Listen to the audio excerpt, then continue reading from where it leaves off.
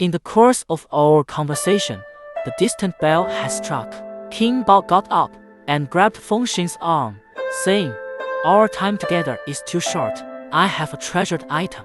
Please accept it as a token of my gratitude for your great kindness. This item cannot be worn for long, and after you have achieved your wish, you must return it to me." He spat out a small figure from his mouth, barely an inch long.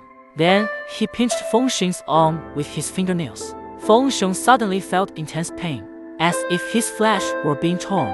King Bao quickly pressed the small figure onto the painful spot. When he released his hand, the small figure had already sunk beneath the skin, leaving only the marks of his fingernails, and the skin began to swell into a lump, like a small hard knot forming under the skin. Feng Xing asked in surprise what was happening. King Bao smiled and did not answer, but only said, "You should be going now." He escorted Feng Xing out and returned by himself. As Feng Xing looked back, the village houses had all disappeared. There was only a large turtle, slowly crawling into the water and disappearing. Feng Xing was astonished for a long time, thinking to himself that what he had obtained must be the turtle's treasure. From then on, Feng Xing's eyesight became the best. Anywhere that jewels were hidden, even if buried deep underground, he could see them all. Even for things he didn't understand normally, he could tell their names offhand. In his bedroom, Feng Xing dug up several hundred taels of buried silver, and his household expenses were ample.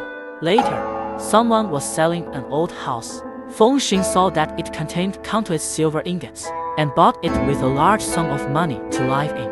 From then on, his wealth was comparable to that of princes. Rare treasures like fire opals and sandalwood incense, he collected them all.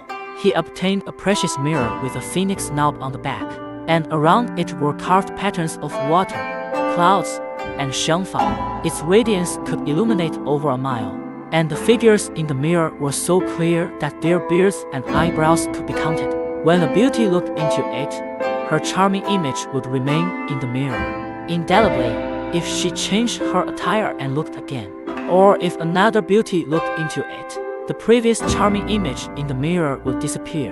At that time, the third princess of Prince Su Wang's mansion was exceptionally beautiful.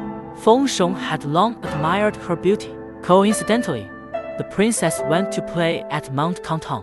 Feng Xing hid in Mount Canton in advance, and when the princess alighted from her sedan chair, he used the mirror to capture her image. After returning home, he placed the mirror on his desk and gazed intently at the beauty in the mirror. She was holding an embroidered handkerchief and smiling. Her lips seemed to be about to speak, and her eyes appeared to be about to move. Feng Xing was very pleased and kept it as a treasure.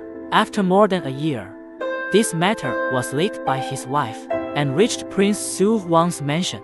Prince Su Wang was extremely enraged and had Feng Xing arrested and imprisoned. The precious mirror was also confiscated, and Feng Xing was to be executed.